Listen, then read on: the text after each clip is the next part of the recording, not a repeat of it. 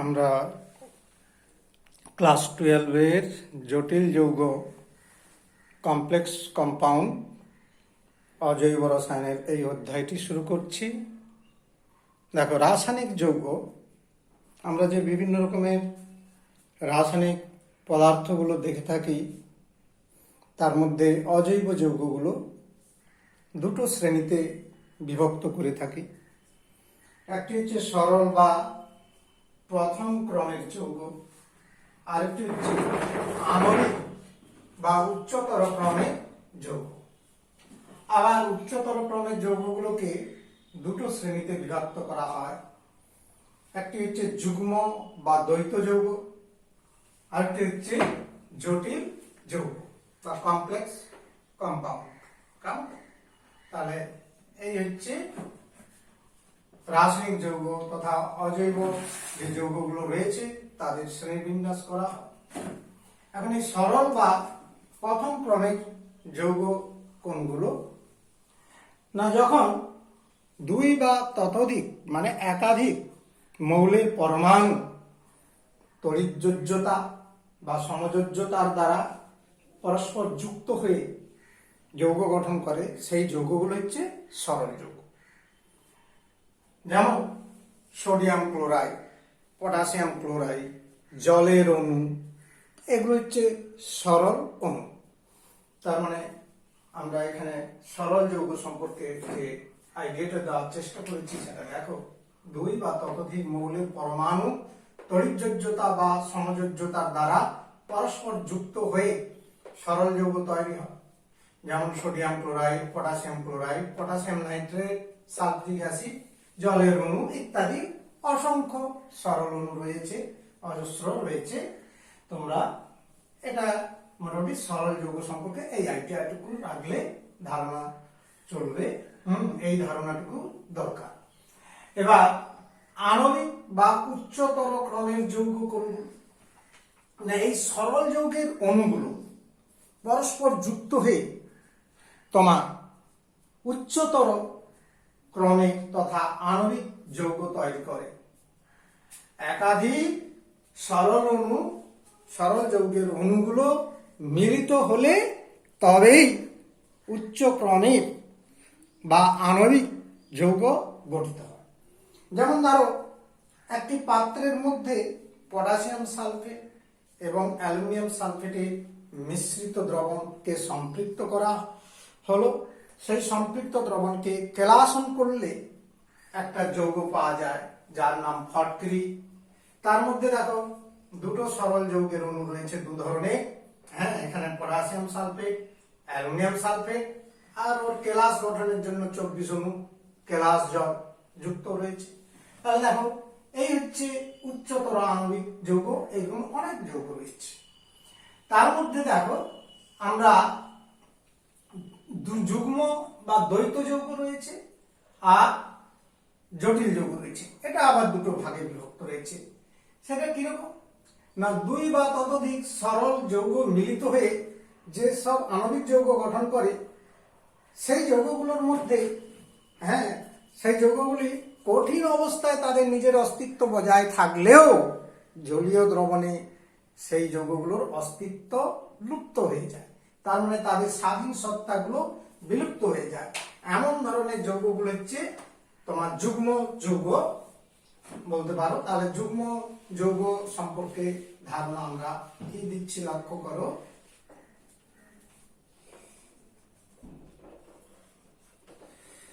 যুগ্ম বা দ্বৈত যৌগ যেটা সম্পর্কে ধারণা করছি আমরা,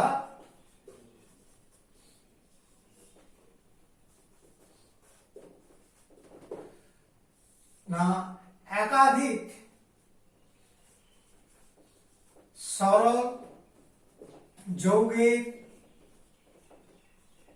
অণু মিলিত হয়ে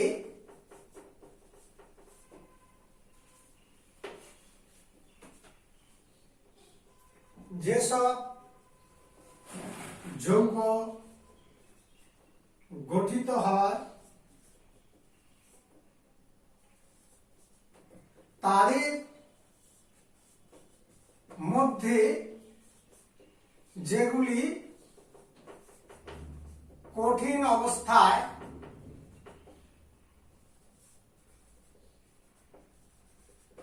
অস্তিত্ব বজায় থাকে, তাদের মধ্যে যেগুলি কঠিন অবস্থায় অস্তিত্ব রক্ষা করে কিন্তু জলীয় দ্রবণে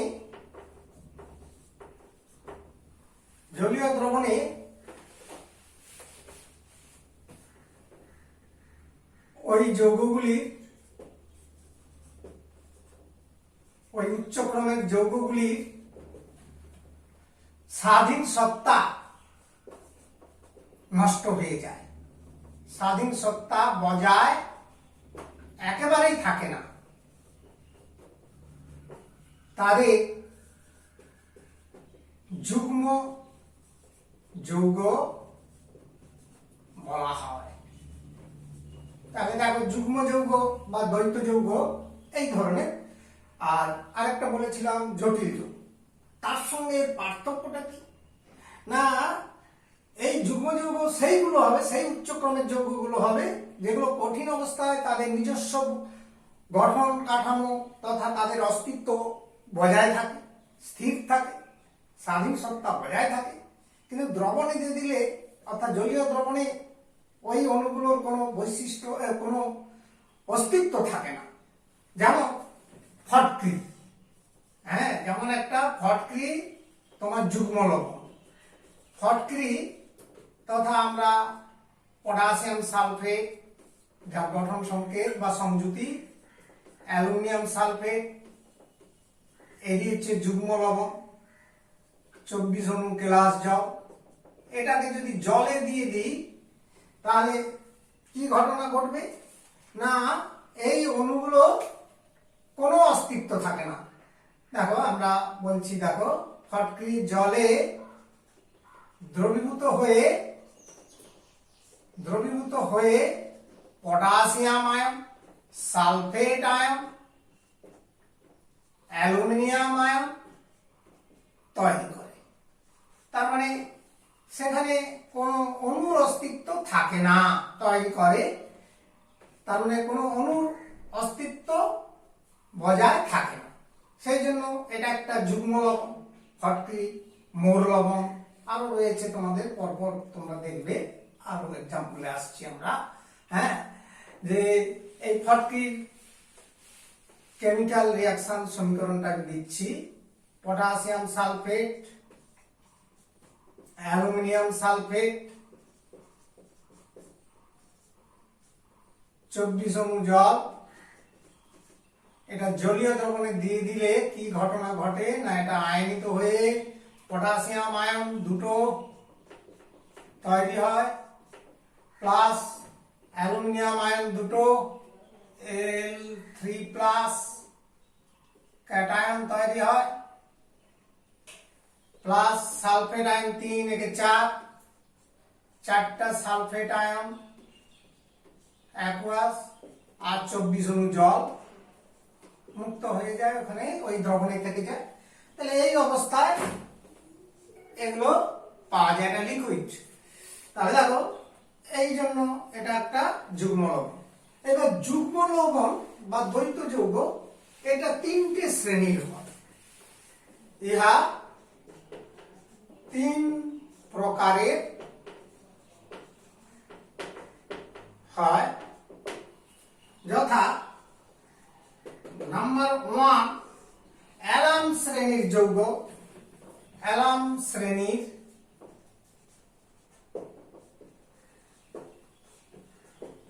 নাম্বার 2 স্কোনাইট শ্রেণীর, স্কোনাইট শ্রেণী, নাম্বার 3 কার্নালাইট, কার্নালাইট।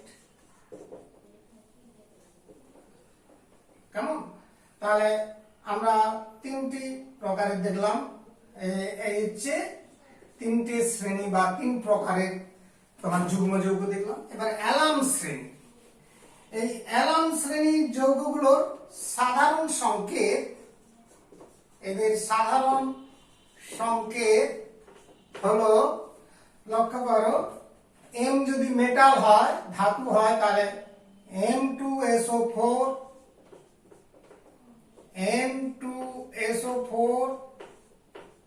হোল 3, অর্থাৎ দ্বিযোজী একযোজ্যতার ধাতব মূলক বা ধাতব আয়ন। আর এটা হচ্ছে ত্রিযোজী ধাতব মূলক বা ধাতব আয়ন, আর সেই সঙ্গে 24 অণু কেলাস জল। এটা হচ্ছে অ্যালান শ্রেণী যুগ্ম যৌগ বা যুগ্ম লবণের সাধারণ সংকেত। এক্সাম্পল, উদাহরণ 43। 43 সংকেত এক্ষুনি তোমরা দেখলে। সাধারণ এর হচ্ছে সাধারণ সংকেত থেকে আমরা নির্ণয় করতে পারি একযোজী মেটাল রয়েছে কি, পটাশিয়াম সালফেট, পটাশিয়াম ধাতু। ত্রিযোজী মৌল এখানে রয়েছে, ধাতুটা হচ্ছে অ্যালুমিনিয়াম, তার মানে অ্যালুমিনিয়াম সালফেট, 24 অণু জল। এটা হচ্ছে অ্যালাম শ্রেণীর যৌগ। আবার দেখো, আমার হচ্ছে ক্রোম অ্যালাম বা সবুজ অ্যালাম বলা হয়। ক্রোম অ্যালাম রয়েছে, যেমন দেখতে সবুজ রঙের, সেটা হচ্ছে পটাশিয়াম সালফেট, ক্রোমিক সালফেট, 24 অণু জল। এটা হচ্ছে তোমার অ্যালাম শ্রেণীর যৌগ। এরপর দেখো স্কোনাইট, সেকেন্ড টাইপ যে কম্পাউন্ড, নাম্বার 2 স্কোনাইট। এই স্কোনাইট শ্রেণীর যৌগের সাধারণ সংকেত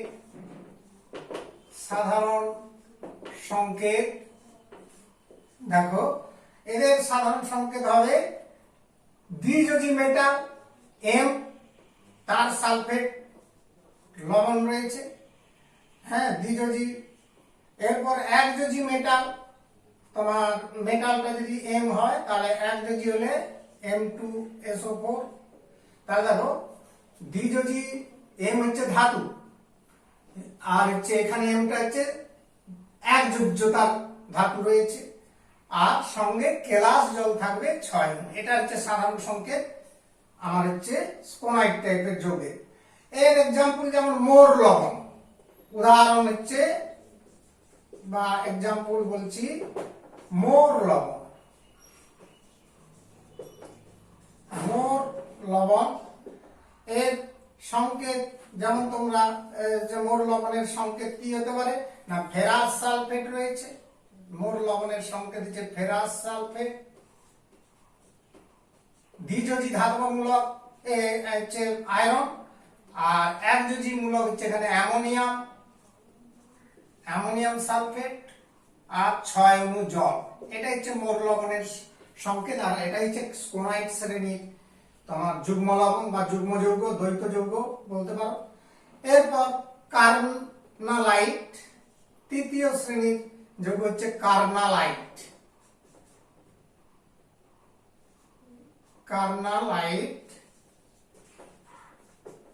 এই শ্রেণীর যৌগের সাধারণ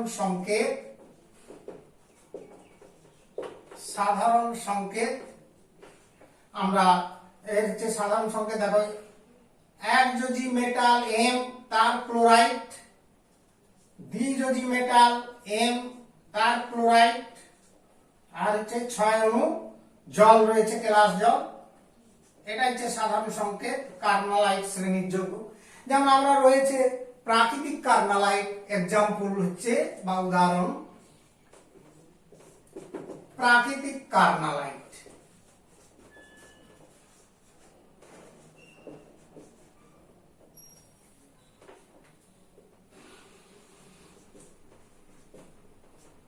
কার্নালাইট যার সংকেত পটাশিয়াম ক্লোরাইড, ম্যাগনেসিয়াম ক্লোরাইড, আর 6 অণু জল।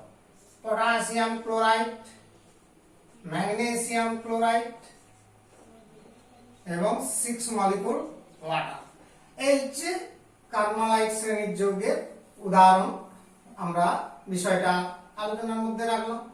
তারপরে দেখো আমরা নেক্সট, তাহলে যুগ্ম যৌগের পর এরপরে আসছে আমরা জটিল যৌগ সম্পর্কীয় ধারণা, এবং এটা নিয়েই এই চ্যাপ্টারটা গঠিত হবে, যে জটিল যৌগ আমরা কাদের বলবো। জটিল যৌগ দ্যাট ইজ কোঅর্ডিনেশন কম্পাউন্ড, এদের ইংরেজিতে বললেই আমরা, অথবা স্বর্গীয় যৌগ এই ধরনের বলতে পারি। না, দুই বা ততোধিক সরল অণু, দুই বা ততোধিক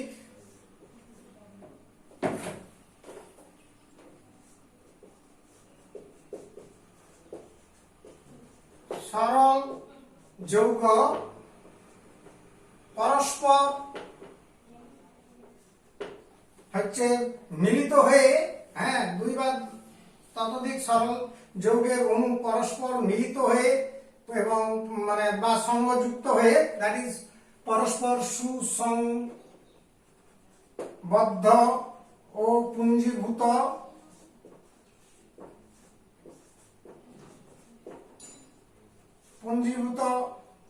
হয়ে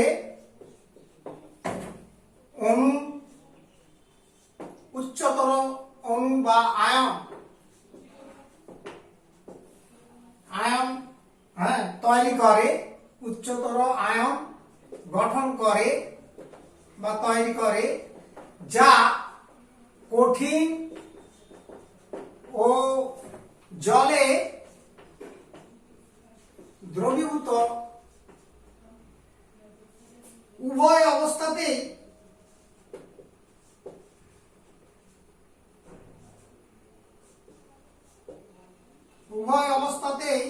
নিজের স্বাধীন সত্তা বজায় রাখে, স্বাধীন সত্তা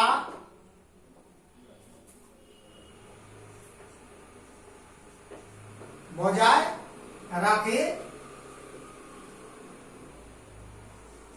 তাহলে আমরা এখানে ডেফাইনটা মোটামুটি বুঝতে পারলাম। সেই যৌগটাকেই আমরা বলছি জটিল যৌগ বা জটিল আয়নও বলতে পারো, জটিল যৌগ বলা হয়। তাহলে কি রকম বললাম, সেই ক্ষেত্রে আমরা বলেছিলাম দুই বা ততোধিক জটিল যৌগ পরস্পর দুই বা ততোধিক সরল অণু পরস্পর মিলিত হয়ে যে যৌগ গঠন করে, সেটা কঠিন অবস্থাতে তার নিজস্ব বৈশিষ্ট্য বজায় থাকলেও জলীয় দ্রবণে কিন্তু স্বাধীন সত্তা নষ্ট হয়ে গেছিল। ফটকরি দিয়ে এক্সাম্পল দিয়ে দেখিয়েছিলাম। আর এক্ষেত্রে বলা হচ্ছে কঠিন অবস্থা এবং জলীয় দ্রবীভূত অবস্থায়, জলীয় দ্রবণে দ্রবীভূত অবস্থায় উভয় ক্ষেত্রেই তার নিজস্ব সত্তা বজায় থাকবে। তার মানে তার স্বাধীন সত্তা একটা সবসময় কমপ্লিটলি একটা স্থিতিশীলতা বজায় রাখবে, সেইরূপ ক্ষেত্রেই জটিল যৌগ হবে। তার মানে যুগ্ম যৌগ এবং জটিল যৌগের মধ্যে পার্থক্য এটাই যে জলীয় দ্রবণে তথা দ্রবীভূত অবস্থায় যুগ্ম যৌগের নিজস্ব বৈশিষ্ট্য বা গঠন কাঠামো নষ্ট হয়ে যায়, কিন্তু জটিল যৌগের ক্ষেত্রে দ্রবণে তথা জলীয় দ্রবণে এর স্বাধীন সত্তা কিন্তু নষ্ট হয় না। যেমন দেখো, এক্সাম্পল দিচ্ছি আমরা, পটাশিয়াম ফেরোসায়ানাইড K4Fe(CN)6 একটি জটিল যৌগ, দ্যাট ইজ জটিল লবণও বলতে পারো, একটি জটিল লবণ যাহা কঠিন ও দ্রবীভূত জলে, অবশ্যই জলে দ্রবীভূত উভয়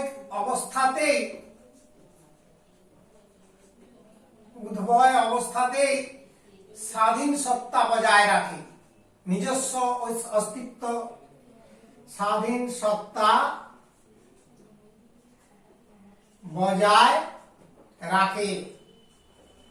অর্থাৎ একে জলে দিয়ে দিলে পটাশিয়াম ফেরোসায়ানাইড K4Fe(CN)6, এটাকে জলে দিয়ে দিলে দ্যাট ইজ অ্যাকুয়াস সিস্টেমে এটা আয়নিত হয়ে গিয়ে শুধু পটাশিয়াম আয়নটা বেরোয়, কিন্তু এর জটিল আয়নটা তথা এইখানে দেখো ফেরোসায়ানাইড আয়ন, এর যোজ্যতা 4 অ্যানায়নটা, আর পটাশিয়ামের যোজ্যতা প্লাস 1, দ্যাট ইজ +1 এর জন্য বসিয়েছি, আর এটা হচ্ছে ফেরোসায়ানাইড আয়নের যোজ্যতা 4। তাহলে এই দুটো আয়ন তৈরি হয়, এটাও অ্যাকুয়াস জলীয় দ্রবণে রয়েছে, আর এটাও অ্যাকুয়াস। তাহলে দেখো এখানে এই দ্রবণে পটাশিয়াম আয়নের অস্তিত্ব পাওয়া যায় আর ফেরাস আয়নের অস্তিত্ব পাওয়া যায়, কিন্তু কোনোভাবে এই দ্রবণে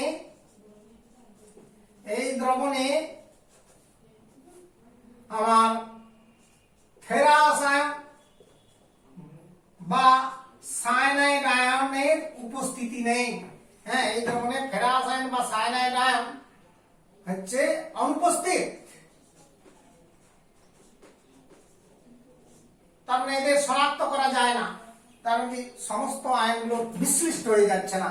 আর এটাই হচ্ছে জটিল আয়ন। এই তৃতীয় বন্ধনীর মধ্যে ভার্নার থিওরি বা ভার্নারের তত্ত্ব পড়লে তোমরা বুঝতে পারবে। কিন্তু সেক্ষেত্রে একটু আগে দেখিয়েছিলাম ফটক্রিকে জলীয় দ্রবণে দিয়ে দিলে সমস্ত ক্যাটায়ন অ্যানায়নগুলো অস্তিত্ব দ্রবণে পাওয়া গিয়েছিল, তাদের শনাক্ত করা গিয়েছিল। এক্ষেত্রে কিন্তু পুরোপুরি সম্পূর্ণ বিশ্লিষ্ট হচ্ছে না। তার মানে এখানে যেমন আয়রন থাকলেও সায়ানাইড আয়ন থাকলেও এই দুটো আয়নের অস্তিত্ব নেই, অর্থাৎ এই দ্রবণে ওটা একটা যুগ্ম অবস্থায় স্বাধীন সত্তা তথা নিজস্ব বৈশিষ্ট্য বজায় রেখেই অবস্থান করছে। তার ফলে সেখানে সমস্ত ক্যাটায়ন সমস্ত অ্যানায়নকে খুঁজে পাওয়া যাচ্ছে না, বা অস্তিত্ব প্রমাণ করা যাচ্ছে না, শনাক্ত করা যাচ্ছে না। এই হচ্ছে জটিল যৌগের কথা। তোমরা এরপরে ভার্নারের থিওরি পড়বে, আমি লিখছি বোর্ডে, তারপরে এটা বোঝাবো। ভার্নারের স্বর্গীয় বা কোঅর্ডিনেশন তত্ত্ব, অর্থাৎ একটা জটিল যৌগ গঠনের ক্ষেত্রে তার কি কি গুণ বা বৈশিষ্ট্যগুলো থাকা দরকার সে সম্পর্কে কয়েকটি উপপাদ্য রয়েছে বিজ্ঞানী ভার্নারের মত অনুযায়ী। যে প্রত্যেকটা জটিল যৌগে বা জটিল আয়নে একটি কেন্দ্রীয় পরমাণু, যেটা ধাতু, কেন্দ্রীয় ধাতব পরমাণু বা আয়ন থাকবেই। তাহলে প্রত্যেকটা জটিল যৌগে একটি কেন্দ্রীয় ধাতব পরমাণু বা আয়ন থাকে। এই ধাতব পরমাণু বা আয়নের দুই রকমের যোজ্যতা আছে। একটি হচ্ছে মুখ্য যোজ্যতা বা প্রাইমারি ভ্যালেন্সি, আরেকটি রয়েছে গৌণ যোজ্যতা বা সেকেন্ডারি ভ্যালেন্সি। তাহলে এক নম্বর উপপাদ্যটা নিশ্চিত বুঝতে পারলে যে প্রত্যেকটা যৌগে বা জটিল আয়নে একটি কেন্দ্রীয় ধাতব পরমাণু বা আয়ন থাকবে, যার দুই প্রকার যোজ্যতা আছে, যথা মুখ্য যোজ্যতা এবং গৌণ যোজ্যতা। এবার মুখ্য যোজ্যতা সম্পর্কে ধারণা দ্বিতীয় স্বীকার্যে রয়েছে। যে এখানে কি বলা হয়েছে না, কেন্দ্রীয় ধাতব পরমাণু বা আয়নের এই মুখ্য যোজ্যতাগুলো কি করে না, কতগুলো অ্যানায়নকে যুক্ত করে রাখে। কতগুলো অ্যানায়ন দ্বারা পরিপৃক্ত থাকে। কেন্দ্রীয় ধাতব আয়নের মুখ্য যোজ্যতাগুলি অ্যানায়ন দ্বারা পরিপৃক্ত থাকে, কয়েকটি নির্দিষ্ট সংখ্যক অ্যানায়ন দ্বারা পরিপৃক্ত থাকবে। আর জলীয় দ্রবণে এই অ্যানায়নগুলি বিচ্ছিন্ন হয়ে থাকে। জলীয় দ্রবণে দিয়ে দিলে ওই অ্যানায়নগুলো মুক্ত হয়ে যায়, অর্থাৎ মুখ্য যোজ্যতাগুলো ভেঙে গিয়ে অ্যানায়নগুলো বিচ্ছিন্ন হয়ে যায়। সেই জন্য এই মুখ্য যোজ্যতাকে বলা হয় আয়নীয় যোজ্যতা, অর্থাৎ আয়োনাইজেবল ভ্যালেন্সি। এই আয়নীয় যোজ্যতা তথা এই মুখ্য যোজ্যতার দ্বারা কেন্দ্রীয় ধাতব আয়নের জারণ স্তর তথা অক্সিডেশন নাম্বার নির্ধারিত হয়।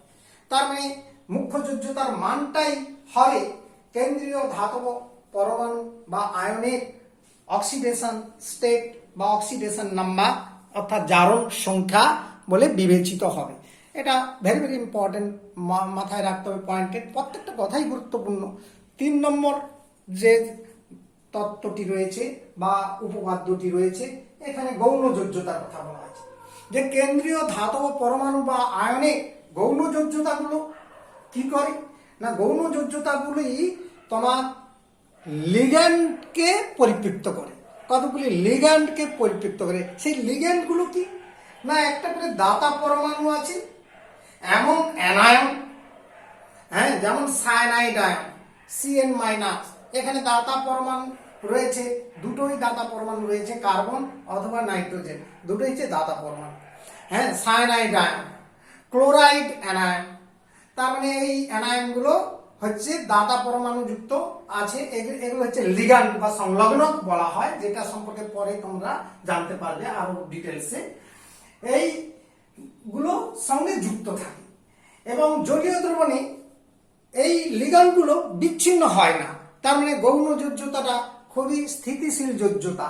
হ্যাঁ, এই যোজ্যতা কখনো ভেঙে লিগ্যান্ডগুলো দ্রবণে আলাদা হয় না। আচ্ছা, শুধু অ্যানায়ন থাকে না, অনেক সময় প্রশম অণু থাকে, দাতা পরমাণু রয়েছে, যেমন জলে অক্সিজেন পরমাণুতে লোন পেয়ার থাকে, নিঃসঙ্গ ইলেকট্রন যোগ, সেই জন্য জলের অক্সিজেন পরমাণুটা দাতা পরমাণু আছে। অ্যামোনিয়াতে নাইট্রোজেনের লোন পেয়ার থাকে, সেই জন্য নাইট্রোজেনটা ওখানে দাতা পরমাণু আছে। তার মানে এই প্রশম অণুগুলো লিগ্যান্ড হতে পারে। আবার কিছু কিছু ক্ষেত্রে ক্যাটায়নও রয়েছে, সেখানেও দাতা পরমাণু রয়েছে, যেমন নাইট্রোসোনিয়াম, হাইড্রাজিনিয়াম, এইরকমই ক্যাটায়ন যুক্ত লিগ্যান্ডগুলো রয়েছে, এইগুলো দ্বারা পরিপৃক্ত হয়। তাহলে দেখো, কেন্দ্রীয় ধাতব পরমাণু বা আয়নের গৌণ যোজ্যতাগুলি লিগ্যান্ড দ্বারা পরিপৃক্ত হয়। আর লিগ্যান্ডগুলো সম্পর্কীয় ধারণা তোমাকে একটু হালকা দেওয়া আছে এখানে, যে দাতা পরমাণু যুক্ত অ্যানায়ন হতে পারে অথবা প্রশম অণু হতে পারে, সেখানেও দাতা পরমাণু থাকবে। দাতা মানে ইলেকট্রন দাতা, ইলেকট্রন জোড় দাতা। হ্যাঁ, অথবা কিছু ক্ষেত্রে ক্যাটায়ন হতে পারে। সেই লিগ্যান্ডগুলো, এই জাতীয় লিগ্যান্ডগুলো দ্বারা পরিপৃক্ত হয়। আর জলীয় দ্রবণে এই লিগ্যান্ডগুলো বিচ্ছিন্ন হয় না, তাই এই যোজ্যতাগুলোকে বলা হয় অনায়নীয় যোজ্যতা। অনায়নীয় মানে নন আয়োনাইজেবল ভ্যালেন্সি। তাহলে 3 নম্বর পয়েন্টটা বুঝতে পারলে, গৌণ যোজ্যতার দ্বারা লিগ্যান্ডগুলো যুক্ত হয়। আরেকটা কথা তোমরা মাথায় রাখতে পারো, এই গৌণ যোজ্যতাগুলো বাস্তবে অসমযোজী বন্ধন।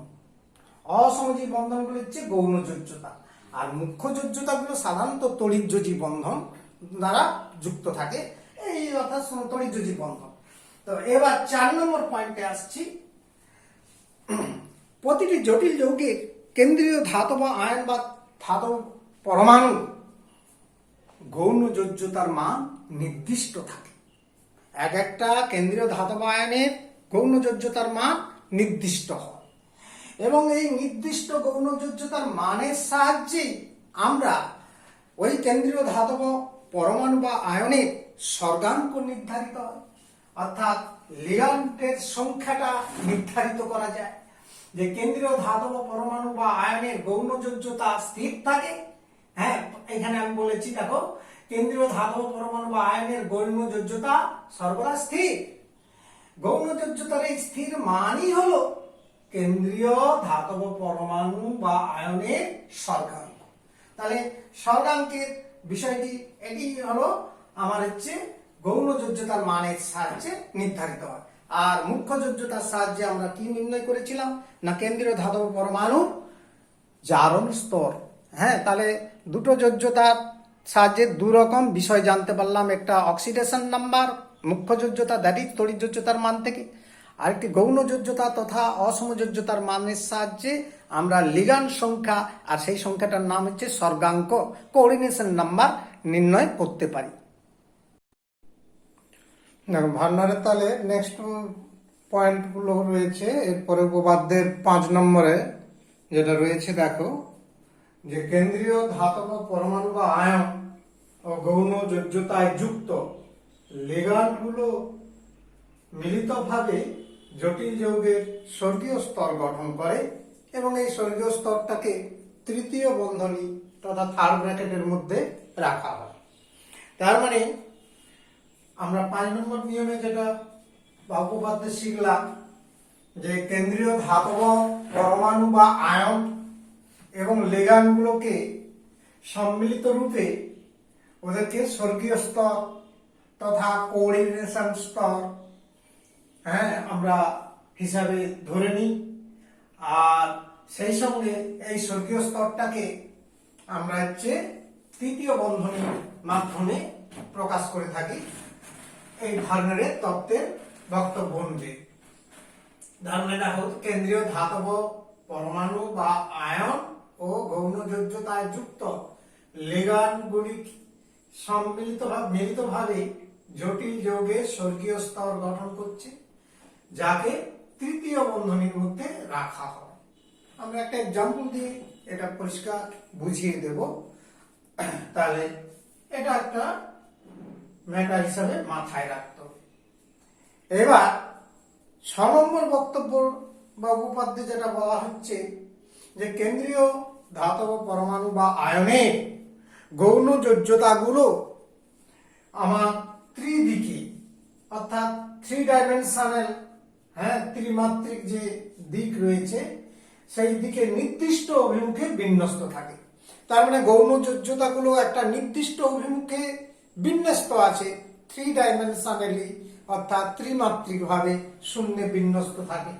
এর অর্থ একটা নির্দিষ্ট জ্যামিতিক গঠন করবে, অর্থাৎ এর ফলে জটিল যৌগের বা আয়নের, জটিল আয়নের নির্দিষ্ট জ্যামিতিক গঠন আছে। যেমন 4 স্বর্গাঙ্কের জটিল আয়ন বা জটিল যৌগের গঠনটা হতে পারে চতুস্তলকীয় হতে পারে অথবা সমতলীয় বর্গাকার হতে পারে। তোমরা রাসায়নিক বন্ধনে এই কথাগুলো শিখেছ, চতুস্তলকীয় গঠন বা সমতলীয় বর্গাকার অর্থাৎ স্কয়ার প্ল্যানার সিস্টেমটা জেনেছ। আবার দেখো 6 স্বর্গাঙ্কের জটিল আয়ন বা জটিল যৌগের ক্ষেত্রে গঠনটা কেমন হতে পারে না, এদের ক্ষেত্রে গঠনটা হতে পারে অষ্টতলকীয় তথা অক্টাহেড্রাল গঠন হতে পারে। তাহলে 6 নম্বর পয়েন্টে যে কথাগুলো বলা হয়েছে যে কেন্দ্রীয় ধাতব আয়নে বা পরমাণু গৌণ যোজ্যতাগুলো ত্রিমাত্রিক দিকে নির্দিষ্ট অভিমুখে বিন্যস্ত থাকে, অর্থাৎ 3 ডাইমেনশনালি একটা নির্দিষ্ট ওয়ে বরাবর, নির্দিষ্ট দিক বরাবর বিন্যস্ত থাকে। গৌণ যোজ্যতাগুলো এক একটা দিক নির্দিষ্টভাবে থাকে। তার মানে ফলে জটিল যৌগের বা আয়নের নির্দিষ্ট জ্যামিতিক গঠন সৃষ্টি হয়। এই জন্য এদের গঠনটাও একটা নির্দিষ্ট জ্যামিতিক সিস্টেমে গঠন রয়েছে। যেমন 4 স্বর্গাঙ্কের জটিল যৌগ বা জটিল আয়নগুলি গঠন কেমন হতে পারে, চতুস্তলকীয় হতে পারে, বা সমতলীয় বর্গাকার হতে পারে। তাহলে কখন হচ্ছে, যখন 4 স্বর্গাঙ্কে অর্থাৎ একযোজী লিগ্যান্ড 4টা থাকে তথা গৌণ যোজ্যতার সংখ্যা 4টা যদি হয়। গৌণ যোজ্যতা আমরা বলেছিলাম অসমযোজী বন্ধন, কেন্দ্রীয় ধাতব পরমাণু বা আয়নের সাথে যে অসমযোজী বন্ধনে লিগ্যান্ডগুলো যুক্ত থাকে সেটা হচ্ছে 4খানা থাকলে স্বর্গাঙ্ক 4 হবে, তখন তার গঠনটা চতুস্তলকীয় বা সমতলীয় বর্গাকার হবে। কোনটা না, জটিল আয়ন বা যৌগটার গঠন। ঠিক 6 স্বর্গাঙ্কের জটিল যৌগ বা আয়নগুলি অষ্টতলকীয় গঠনযুক্ত আমার হয়ে থাকবে, অর্থাৎ অক্টাহেড্রাল হয়ে থাকে। কিভাবে গঠন বিন্যাস হয় সেগুলো তো আমরা ডিটেলসে আলোচনা করব, নেক্সট পয়েন্টে আসবো, পরবর্তী পাঠে আলোচনা হবে। এখন আমরা ভার্নার্স থিওরির লাস্ট পয়েন্ট যেটা 7 নম্বর কথায় আমরা আসছি, যে উপপাদ্যে কি বলা হচ্ছে না, এই যে আমার মুখ্য যোজ্যতায় যুক্ত অ্যানায়ন গুলো, একবার প্রথম পয়েন্টে আলোচনা হয়েছিল, মুখ্য যোজ্যতায় যে অ্যানায়ন গুলো যুক্ত আছে কোথায় না, স্বর্গীয় স্তরের বাইরে থাকবে, অর্থাৎ তৃতীয় বন্ধনীর বাইরে অবস্থান করবে এই অ্যানায়ন গুলো। মুখ্য যোজ্যতায় যুক্ত অ্যানায়ন গুলো সবসময় কোথায় থাকবে, 3rd ব্র্যাকেটের বাইরে, অর্থাৎ স্বর্গীয় স্তরের বাইরে থাকে। এই বহিস্থ অঞ্চলটিকে বলা হয় আয়নীয় ভবন অঞ্চল। তাহলে এই আয়নীয় ভবন অঞ্চল হচ্ছে আয়নাইজেবল এরিয়া, যেটা সেটা হচ্ছে মুখ্য যোজ্যতায় যুক্ত অ্যানায়ন গুলো যে জায়গাতে অবস্থান করছে, যে অঞ্চলে অবস্থান করছে, সেটা কোথায় থাকবে না, স্বর্গীয় স্তরের বাইরে। আর স্বর্গীয় স্তর তো 3rd ব্র্যাকেটে থাকবে, তার বাইরে যেগুলো থাকবে যে অ্যানায়ন গুলো, সেটাই হচ্ছে আমার আয়নীয় ভবন অঞ্চল নামে পরিচিত। তাহলে এই হচ্ছে ভার্নারের কোঅর্ডিনেশন থিওরি, অর্থাৎ ভার্নারের স্বর্গীয় তত্ত্ব বা কোঅর্ডিনেশন তত্ত্ব সম্পর্কীয় আইডিয়া বা আলোচনা, তার উপপাদ্যগুলো আমরা ডিটেলসে আলোচনা করলাম। একটা এক্সাম্পল দিলে পরিষ্কার হয়ে যাবে। যেমন ধরো কেন্দ্রীয় ধাতব পরমাণু, এখানে কোবাল্ট নিয়েছি, কোবাল্ট ওটা আরেকটু বড় করে লিখছি, কোবাল্ট। লিগান্ড হচ্ছে প্রশম লিগান্ড অ্যামোনিয়া আছে, স্বর্গাঙ্ক 6, এবং এখানে কোবাল্টের মুখ্য যোজ্যতা 3, অর্থাৎ 3টা অ্যানায়ন ক্লোরাইড আয়ন রয়েছে। তাহলে দেখো এই একটা জটিল যৌগ, তার হচ্ছে গঠন সংকেত এটা। এবার তার যে স্ট্রাকচার, যেটা থেকে আমরা এখান থেকে বলতে পারছি কি কি, দেখো এই যে তৃতীয় বন্ধনীর যে অঞ্চলটা, এটাকেই আমরা কি বলেছিলাম, স্বর্গীয় স্তর, কোঅর্ডিনেশন স্তর। তাহলে এই হচ্ছে তৃতীয় বন্ধনীর স্তরটাকে বলা হচ্ছে স্বর্গীয় স্তর। আর আয়নে ভবন অঞ্চল কোনটা, না এই থার্ড ব্র্যাকেটের বাইরে, তার মানে এইটা হচ্ছে আয়নি ভবন অঞ্চল। হ্যাঁ, আয়নি ভবন অঞ্চল। কেমন, এই যৌগের আয়নি ভবন অঞ্চল কোনটা সেটা দেখলে। আর তোমার এখানে স্বর্গীয় স্তরটা বুঝতে পারলে। এবার দেখো এখানে মুখ্য যোজ্যতা কত রয়েছে, না মুখ্য যোজ্যতা 3টা ক্লোরাইড আয়ন রয়েছে, তার মানে 3টা অ্যানায়ন যুক্ত আছে, মানে মুখ্য যোজ্যতার মান হচ্ছে এখানে 3। আচ্ছা, এরপর দেখো তোমার যাকে বলা হচ্ছে মুখ্য যোজ্যতায় যেহেতু 3টা ক্লোরাইড আয়ন যুক্ত আছে, আর স্বর্গাঙ্ক তথা গৌণ যোজ্যতা, হ্যাঁ, সমান কত, না 6টা রয়েছে, অর্থাৎ হচ্ছে গৌণ যোজ্যতার সংখ্যা, গৌণ যোজ্যতা সমান 6। দ্যাট ইজ স্বর্গাঙ্ক গৌণ যোজ্যতার দ্বারা স্বর্গাঙ্ক হচ্ছে 6। আর মুখ্য যোজ্যতা যেহেতু কেন্দ্রীয় ধাতব আয়নের কি প্রকাশ করে, না কেন্দ্রীয় ধাতব আয়নের জারণ স্তর প্রকাশ করে। এখানে যেহেতু 3, তাই এর জারণ স্তর রোমান হরফে লেখা হয় এই যে 3।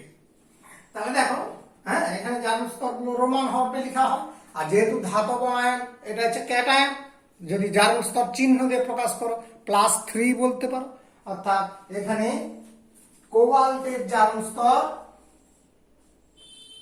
কোবাল্ট আয়নের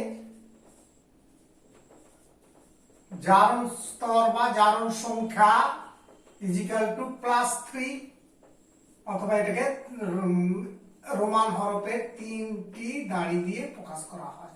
হ্যাঁ, এটা হচ্ছে মাথায় রাখার চেষ্টা করো। তাহলে ভার্নারের তত্ত্ব অনুযায়ী যে কথাগুলো শিখলাম, ফার্স্ট পয়েন্টে ছিল যে কেন্দ্রীয় ধাতব আয়নে 2 রকমের যোজ্যতা রয়েছে, একটি মুখ্য যোজ্যতা আর একটি হচ্ছে গৌণ যোজ্যতা। মুখ্য যোজ্যতায় যুক্ত থাকে অ্যানায়নগুলো, কার সাথে, এই ক্যাটায়নটার সাথে, কেন্দ্রীয় ধাতব আয়নের সাথে। আর গৌণ যোজ্যতায় যুক্ত থাকে লিগান্ডগুলো, অর্থাৎ এখানে অ্যামোনিয়া 6খানা অণু প্রশম লিগান্ড রয়েছে, যার দাতা পরমাণু নাইট্রোজেন। আচ্ছা, এই সঙ্গে সঙ্গে আমরা এখান থেকে জেনেছিলাম যে লিগান্ডের সংখ্যা তথা গৌণ যোজ্যতার সংখ্যাটাই তার স্বর্গাঙ্ক। অর্থাৎ এই কোবাল্টের স্বর্গাঙ্কের মান হচ্ছে কত, না হচ্ছে কেন্দ্রীয় ধাতব আয়নের স্বর্গাঙ্ক 6। আর অ্যানায়নের সংখ্যা 3, মানে তার ক্ষেত্রে জারণ স্তরটা হবে +3, তথা রোমান হরফে 3টে দাড়ি, অর্থাৎ 3 দিয়েও প্রকাশ করা যেতে পারে। পরবর্তীকালে আমরা স্বর্গীয় স্তর কোন অঞ্চলটাকে বলেছিলাম, তৃতীয় বন্ধনী স্থিত কেন্দ্রীয় ধাতব পরমাণু বা আয়ন এবং লিগান্ড সম্মিলিতভাবে তৃতীয় বন্ধনী দ্বারা রাখা হয়, সেই অঞ্চলটিকে বলা হচ্ছে স্বর্গীয় স্তর। এবং স্বর্গীয় স্তরের বাইরে মুখ্য যোজ্যতায় যুক্ত অ্যানায়নগুলো থাকে, যেটাকে বলা হয়েছিল, সেই অঞ্চলটিকে বলা হয়েছিল আয়নি ভবন অঞ্চল, তথা এই জায়গাটা হচ্ছে আয়নি ভবন অঞ্চল। এই হচ্ছে ভার্নারের তত্ত্ব সম্পর্কীয় ধারণা।